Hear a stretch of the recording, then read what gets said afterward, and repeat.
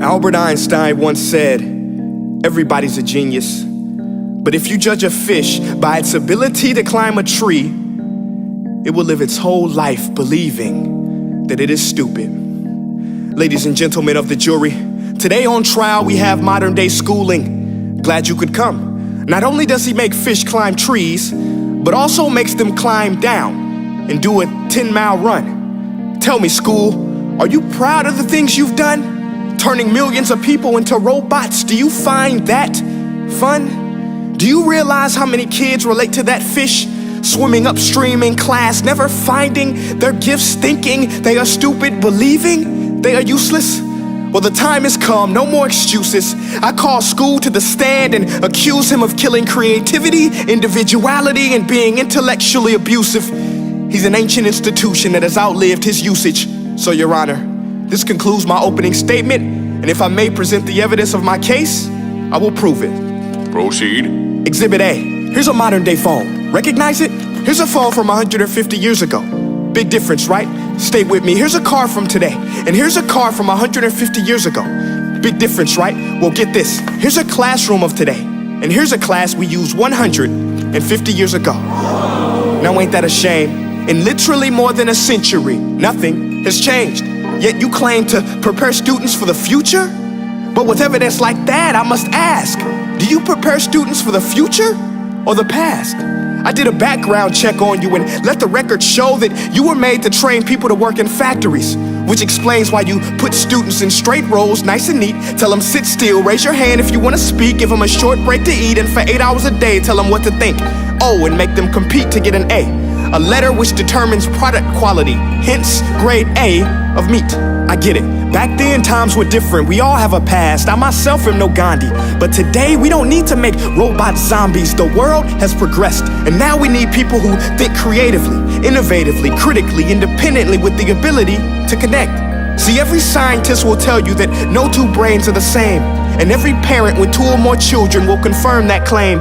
So please explain why you treat students like cookie cutter frames or snapback hats, giving them this one-size-fits-all crap. Watch your language. Sorry, Your Honor, but if a doctor prescribed the exact same medicine to all of his patients, the results will be tragic. So many people would get sick, yet when it comes to school, this is exactly what happens, this educational malpractice, where one teacher stands in front of 20 kids, each one having different strengths, different needs, different gifts, different dreams, and you teach the same thing the same way?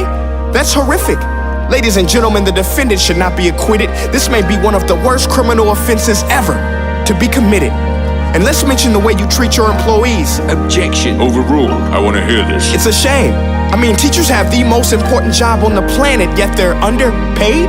No wonder so many students are short-changed. Let's be honest, teachers should earn just as much as doctors, because a doctor can do heart surgery and save the life of a kid, but a great teacher can reach the heart of that kid and allow him to truly live. See, teachers are heroes that often get blamed, but they're not the problem. They work in a system without many options or rights. Curriculums are created by policymakers, most of which have never taught a day in their life. Just obsessed with standardized tests. They think bubbling in a multiple choice question will determine success. That's outlandish. In fact, these tests are too cruel to be used and should be abandoned, but don't take my word for it.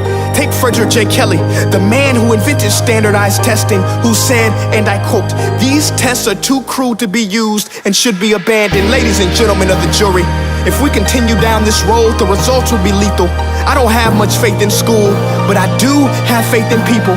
And if we can customize healthcare, cars, and Facebook pages, then it is our duty to do the same for education, to upgrade it, change it, do away with school spirit, because that's useless.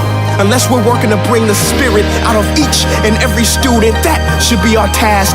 No more Common Core. Instead, let's reach the core of every heart in every class. Sure, math is important, but no more than art or dance. Let's give every gift an equal chance. I know this sounds like a dream, but countries like Finland are doing impressive things. They have shorter school days, teachers make a decent wage, homework is non-existent, and they focus on collaboration instead of competition.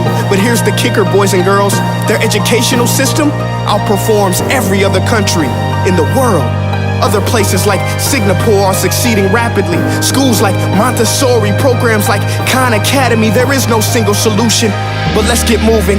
Because while students may be 20% of our population, they are 100% of our future. So let's attend to their dreams, and there's no telling what we can achieve. This is a world in which I believe, a world where fish are no longer forced to climb trees. I'll rest my case.